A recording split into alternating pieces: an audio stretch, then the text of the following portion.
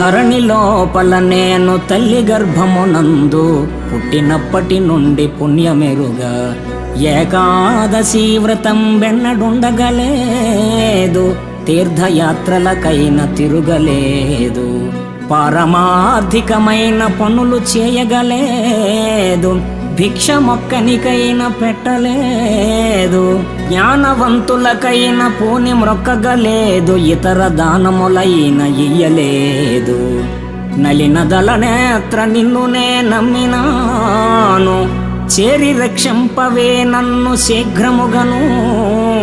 భూషణ వికాస శ్రీధర్మపుర నివాస, దుష్ట సంహార నరసింహ దురిత దూర.